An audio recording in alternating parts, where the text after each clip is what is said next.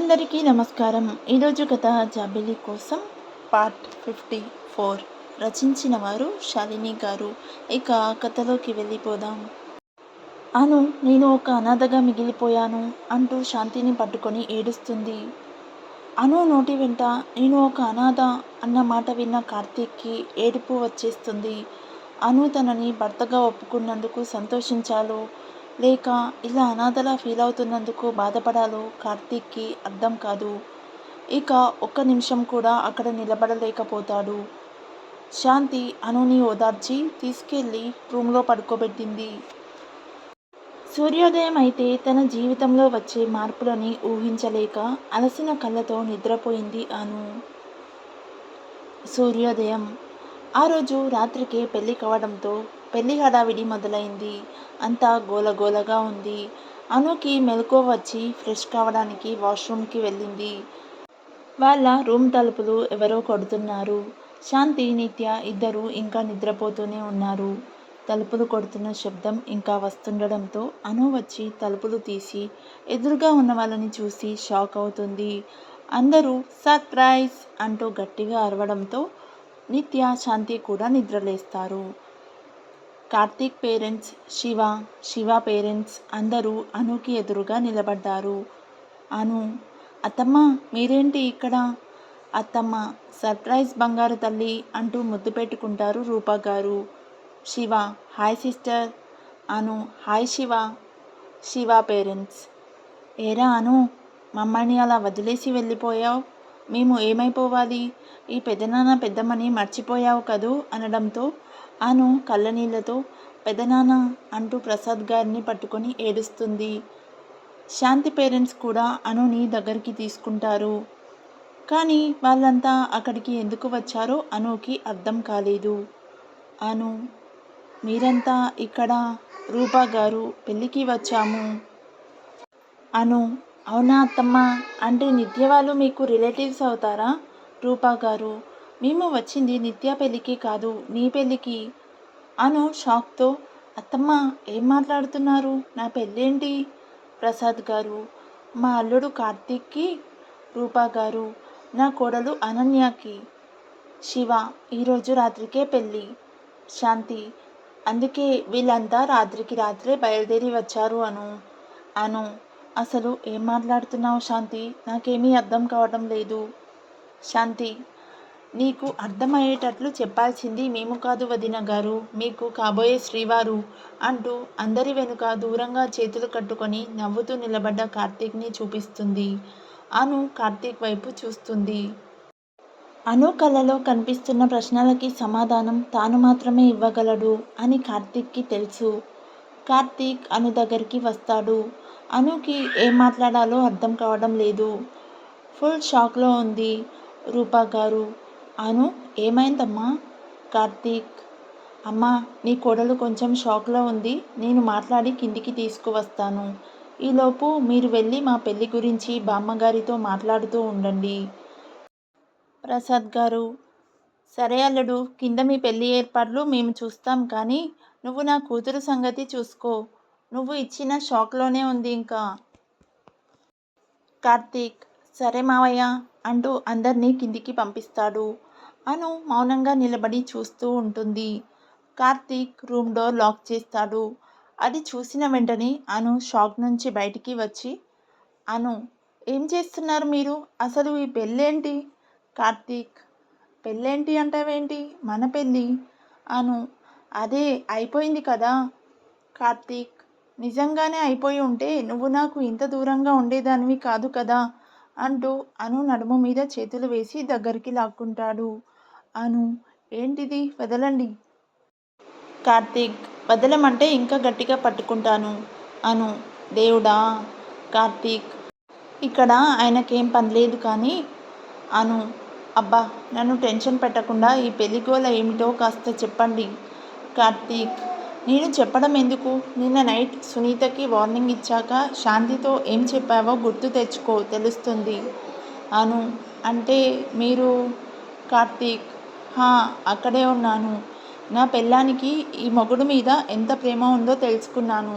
అందుకే ఈ బంగారు బొమ్మని సాంప్రదాయబద్ధంగా పెద్దలందరి ముందు మళ్ళీ పెళ్లి చేసుకోవాలనుకుంటున్నాను. అందుకే మన వాళ్ళందరికీ ఫోన్ చేసి చెప్పి రాత్రికి రాత్రే బయలుదేరి రమ్మన్నాను. అను సంతోషం దాచుకుంటూ, పెళ్ళి అంటే ఓకే కానీ మీ మీద నాకు ప్రేమ ఏంటి అంటూ కార్తీక్ని విడిపించుకొని అద్దం ముందు నిలబడుతుంది. కార్తీక్, ఇంకా నన్ను ప్రేమిస్తున్నాను అని ఒప్పుకోవు కదూ, చెప్తాను నీ సంగతి అంటూ అను దగ్గరికి వెళ్ళి అనుని పట్టుకుంటాడు. ఈసారి వదలమని అను గొడవ చేయదు. కార్తీక్, అంటే నా మీద ప్రేమ లేదా? అను, ఉందని నేనెప్పుడైనా చెప్పానా? కార్తీక్, చెప్పలేదు, ఇప్పుడు చెప్పు. అను, ప్రేమిస్తేనే కదా చెప్పేది. కార్తీక్, అంటే నన్ను ప్రేమించకుండానే పెళ్లి చేసుకుంటావా? అను, అవును. కార్తీక్, అదెలా? అను, దేశంలో అరేంజ్ మ్యారేజెస్ చేసుకుంటున్న వాళ్ళంతా మొగుడిని పెళ్లికి ముందే ప్రేమిస్తున్నారా ఏంటి? కార్తీక్ మనసులో, నువ్వు తక్కువదానివి కాదే, అంత తేలికగా నన్ను ప్రేమిస్తున్నాను అని నువ్వెందుకు ఒప్పుకుంటావు? సరే, నేనే రూటు మారుస్తాను. అను మనసులో, నా ప్రేమ విషయం కాదు, మీతో ఇంకా చాలా విషయాలు కూడా చెప్పాలి. కార్తీక్, సరే అయితే ప్రేమది ఏముందిలే, తర్వాత నెమ్మదిగా ప్రేమిద్దువు గాని ముందు ఇద్దరం పెళ్లి చేసుకొని ఒక 10 మంది పిల్లల్ని కనేసి అప్పుడు ఆలోచించుకుందాం నీ ప్రేమ విషయం. అను పిల్లల మాటకు సిగ్గుపడి కార్తీక్ని వెనుకకి తోసి, ఏంటి 10 మంది పిల్లలు కావాలా? నా ప్రేమ గురించి తర్వాత ఆలోచిస్తారా అంటూ కార్తీక్ని పరుగు పెట్టిస్తుంది. కార్తీక్ పరుగు పెడుతూ పెడుతూ ఒక గోడ దగ్గర ఆగిపోతాడు. అను వచ్చి కార్తీక్ గుండెల మీద పడిపోతుంది. అనుని అలాగే హగ్ చేసుకుంటాడు కార్తీక్. కాసేపటికి తన గుండెల దగ్గర తగిలిన తడితో అను తల పైకి లేపి చూస్తాడు కార్తీక్. అను కళ్ళ నిండా కన్నీళ్లతో మౌనంగానే ఏడుస్తుంది. కార్తీక్ అను మొహంని చేతుల్లోకి తీసుకొని, చిన్ను, నిన్న రాత్రి నువ్వు అన్నావు కదా నీకు ఎవరూ లేరు, అనాథ అని. నీకు ఎవరూ లేక అనాథగా ఫీల్ అవుతున్నావు కానీ నాకు అందరూ ఉండి నువ్వు ఒక్కదానివి లేకపోతే నేను అనాథని అయిపోతానే. అందుకే మన కోసం, మన జీవితాంతం కలిసి ఉండడం కోసం ఈ పెళ్ళి. ప్లీజ్ నన్ను వదలకే, నువ్వు లేకుండా బ్రతకడం నాకు రాదు, చావడం కూడా రాదు అంటూ కళ్ళలో నీళ్లతో అను కళ్ళలోకి చూస్తాడు. కార్తీక్ ప్రేమకి అను పూర్తిగా కరిగిపోతుంది. అనుకి చాలా సంతోషంగా ఉంటుంది. ఆ సంతోషంలో కార్తీక్ ఫేస్ పట్టుకొని నుదుటి మీద ముద్దు పెడుతుంది.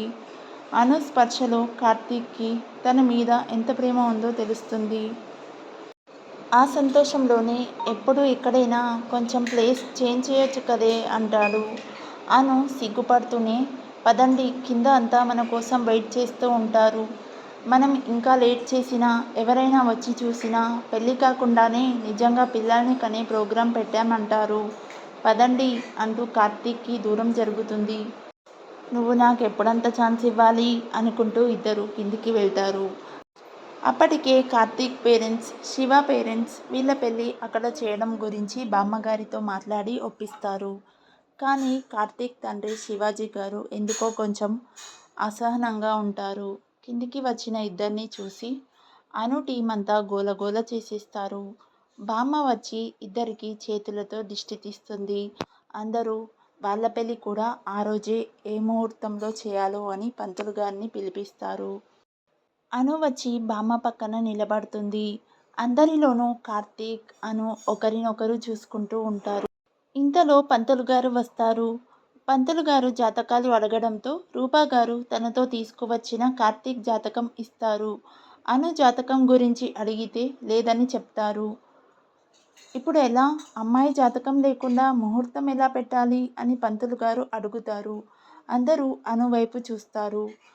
ఇంతలో కార్తీక్, ఒక్క నిమిషం అంటూ తన ఫోన్లో ఉన్న అను జాతకంని చూపిస్తాడు. అదేనండి, అప్పుడు శాస్త్రి గారు అను అబద్ధపు జాతకం విషయంలో అను నిజమైన జాతకం చూపిస్తారు కదా, ఆ జాతకం. అబ్బాయి పెళ్ళాన్నే కాదు, పెళ్ళాం జాతకాన్ని కూడా పాకెట్లో పెట్టుకొని తిరుగుతున్నాడు అంటూ అమ్మలక్కలు కామెంట్ చేస్తూ ఉంటారు. అందరూ నవ్వుకుంటారు. అను మాత్రం దేనికో చాలా టెన్షన్ పడుతూ ఉంటుంది. అను జాతకం చూసిన పంతులు గారు, ఒక్కసారి అను వైపు చూస్తారు. ఇది నిజంగా ఈ అమ్మాయి జాతకమేనా? అందరి మొహాలు ఒక్కసారిగా మారిపోతాయి. కార్తీక్ అవును అని చెప్పడంతో పంతులు గారు అను వైపు చూస్తారు. అను చెప్పొద్దు అన్నట్లు కళ్ళతోనే సైగ చేసి తలదించుకుంటుంది. పంతులు గారు కూడా సైలెంట్ అయిపోతారు. బామ్మ ఏమైంది పంతులు గారు? అమ్మాయి జాతకంలో ఏమైనా దోషం ఉందా? ఆ మాటతో అక్కడ ఉన్నవారిలో కంగారు మొదలవుతుంది. పంతులు గారు అయ్యయ్యో అదేం లేదమ్మా, ఈ అమ్మాయి జాతకాన్ని తప్పుపట్టడం కూడా తప్పే అవుతుంది. ఈ అమ్మాయి లాంటి జాతకం కోటికొక్కరికి ఉంటుంది. ఈ అమ్మాయి మీద వాళ్ళ కులదేవత దీవెనలు ఎప్పుడూ తోడుగా ఉంటాయి. ఈ అమ్మాయి ఉన్న చోట లక్ష్మీదేవి నిలుస్తుంది. అఖండ సౌభాగ్యం ఈ అమ్మాయిది. అందుకే అలా ఆశ్చర్యంగా అడిగాను అంతే అని చెప్పి ఆ రోజే 10 గంటలకి పెళ్లి కూతుర్ని చేయడం. తెల్లవారుజామున కిషోర్ నిత్యల పెళ్లి ముహూర్తమే కార్తీక్ అనులకి కూడా పెళ్లి ముహూర్తంగా నిర్ణయం చేస్తారు. పంతులు గారు ముహూర్తం టైంకి వస్తాను అంటూ లేచి బామ్మగారికి నమస్కరించి వెళ్ళిపోతారు. బామ్మగారు ఎప్పుడూ లేనిది రామనాథం గారు నాకు నమస్కారం చేశారేమిటి అనుకుంటారు. అందరూ సంతోషంగా పెళ్లి పనుల్లో బిజీ అయిపోతారు. ముంబైలో అరవింద్ గారి రూమ్లోకి అర్జున్ వస్తాడు. Arjun dad. Aravind good morning Arjun. Arjun ఈరోజు రాత్రికి అనుకి పెళ్లి డాడ్. అరవింద్ షాక్తో గట్టిగా ఏంటి? అర్జున్ అవును డాడ్. అరవింద్ ఏం మాట్లాడుతున్నావు అర్జున్? తను ఎక్కడికో పెళ్ళికి వెళ్ళింది అన్నావు కదా? అర్జున్ ఎక్కడికో కాదు డాడ్, సీతాపురం. అరవింద్ ఏ సీతాపురం? అర్జున్ విశ్వాపురం దగ్గర సీతాపురం. అరవింద్ పెళ్ళి ఎప్పుడు? అర్జున్ ఈరోజు రాత్రికి. ఇంకో 2 గంటల్లో అనుని పెళ్లి కూతుర్ని చేస్తున్నారు. అరవింద్ సైలెంట్గా ఉండిపోతారు. ఏం చేయాలో డిసైడ్ అయినట్లు. కార్తీక్, కిషోర్, శివ ముగ్గురు కలిసి ఏదో ప్లాన్ చేస్తారు. దాని ప్రకారం ఇప్పుడు 1కి 2 పెళ్ళిళ్ళు కనుక నలుగురిని ఒకే చోట పెళ్లి కొడుకును పెళ్లి కూతుర్ని చేయడానికి ఒప్పిస్తారు. ముందు బామ్మ ఒప్పుకోదు. కానీ 2 జంటల్ని మీరే ముందు ఆశీర్వదించాలి అంటూ శాంతి, శివ వేసిన సోప్కి బామ్మ కరిగిపోయి ఒప్పుకుంటుంది. పెరటిలో మంగళ స్నానాలకి ఏర్పాట్లు చేస్తున్నారు. పెళ్లి కూతుర్లని పెళ్లి కొడుకుల్ని తీసుకురమ్మనడంతో అందరూ అను, నిత్య, కార్తీక్, కిషోర్లని తీసుకువెళ్తారు. పెళ్లి కూతురు పెళ్లి కొడుకు ఒకరినొకరు చూసుకోకుండా అడ్డుతెర కడతారు.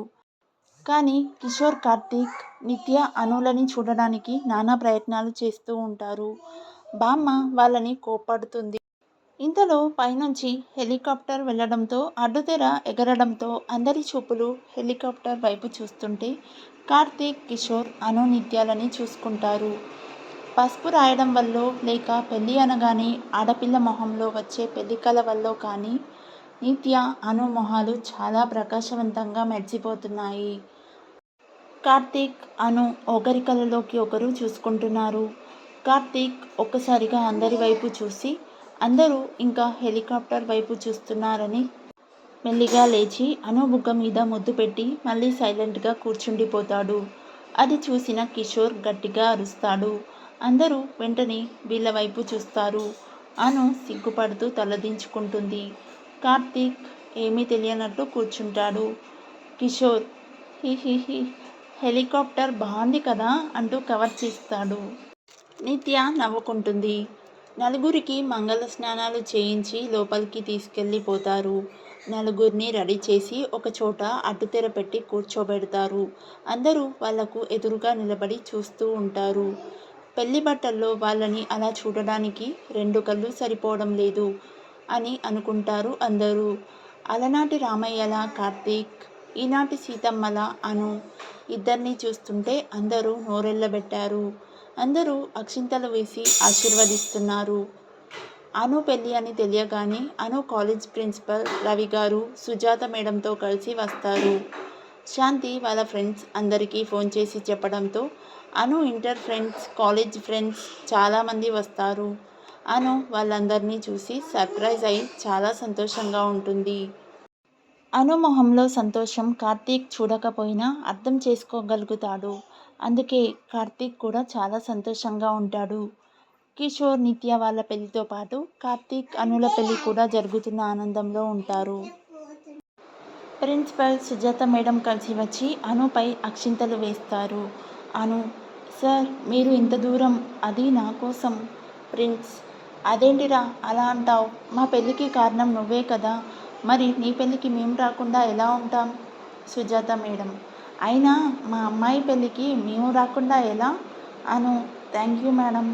సుజాత మేడం: కార్తీక్, ఈ అల్లరి పిల్లని కొంచెం కంట్రోల్ పెట్టాలి మీరు, లేకపోతే చాలా కష్టం.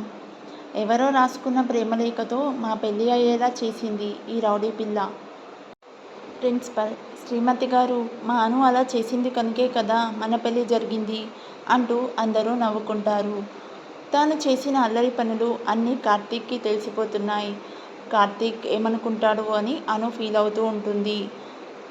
కానీ అను అల్లరి అంతా కార్తీక్కి ముందే తెలుసన్న విషయం అనుకి తెలియదు. పాపం పిచ్చిది. పెద్దవాళ్ళందరూ కూర్చొని మాట్లాడుకుంటూ ఉంటారు. రూపా గారు, శాంతి, వాణి గారు అను దగ్గర నుంచుంటారు. రూపా గారు కోడల్ని చూసుకొని మురిసిపోతూ ఉంటుంది. ప్రసాద్ గారు, వాణి గారు కూడా అనుని ఆశీర్వదించి వెళ్ళి శివాజీ గారి దగ్గర కూర్చుంటారు. శివ, కార్తీక్, కిషోర్ దగ్గర ఉంటారు. ప్రసాద్ గారు, శివాజీ గారు, శాంతి తండ్రి అందరూ కూర్చొని మాట్లాడుకుంటూ ఉంటారు. ప్రసాద్ గారు: శివ తండ్రి: ఏం బావగారు, మనం ఈ పెళ్లితో మళ్ళీ వియ్యంకులం అవుతున్నాం. నాకు చాలా సంతోషంగా ఉంది. శివాజీ గారు వెటకారంగా: ఇందులో అంత సంతోషపడవలసింది ఏముంది బావగారు? ఆ అమ్మాయి ఏమీ మీ అమ్మాయి కాదు కదా. ప్రసాద్ గారు కొంచెం నొచ్చుకొని: అవునులేండి, కానీ అను నాకు నా కన్న కూతురు కన్నా ఎక్కువ, నా కొడుకు కన్నా కూడా ఎక్కువ బావగారు. శివాజీ గారు: పరాయి ఆడపిల్లని అంతలా చూడడం మంచిది కాదు బావగారు. అందరూ వీళ్ళ మాటలు వింటూ ఉంటారు. ప్రసాద్ గారు: మీరు ఎందుకు అలా మాట్లాడుతున్నారు? అను మాకు పరాయి ఆడపిల్ల కాదు.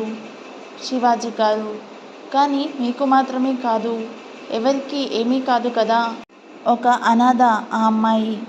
ప్రసాద్ గారు సీరియస్గా: ఏం మాట్లాడుతున్నారు బావగారు? అను గురించి మీరిలా మాట్లాడతారనుకోలేదు. శివ చెప్పాడు మీకు అను బాగా నచ్చింది, కార్తీక్కి ఇచ్చి పెళ్లి చేయాలని మీరే అనుకున్నారు అని. మరి ఇప్పుడెందుకు ఇలా మాట్లాడుతున్నారు? అను చాలా మంచి అమ్మాయి అండి. శివాజీ గారు: అవునండి, ఆ అమ్మాయి చాలా బుద్ధిమంతురాలు. నేనే నా కొడుకుకి ఇచ్చి పెళ్లి చేయాలని అనుకున్నాను. కానీ ఆ మాటలు వింటున్న కార్తీక్ తన తండ్రి దగ్గరికి వచ్చాడు. కార్తీక్: కానీ ఇప్పుడేమైంది నాన్న? శివాజీ గారు: ఏం కాలేదు, వదిలేయ్. రూపా గారు కూడా వచ్చి: రూపా గారు: ఏం లేదంటారేంటండి? ఇంతమంది ముందు ఆ అమ్మాయిని అల్లరి పెట్టి చెప్పండి, నా కోడలికి ఏం తక్కువైందో. శివాజీ గారు కొంచెం కోపంగా: తక్కువ కావడానికి అసలు ఏమైనా ఉంటే కదా. ప్రసాద్ బావ గారు, నా కూతురు అను, శివ నా చెల్లి అంటూ ఆ అమ్మాయిని గారం చేస్తుంటే ఏదో వాళ్ళ అమ్మాయి కదా, అందుకే అంత ప్రేమగా చూసుకుంటున్నారు అనుకున్నాను. మన స్టేటస్కి తగ్గ సంబంధం అనుకున్నాను. కానీ నిన్న రాత్రి ఇక్కడికి వస్తున్నప్పుడే నువ్వు చెప్పావు ఆ అమ్మాయికి అమ్మా నాన్న ఎవరూ లేరు అని.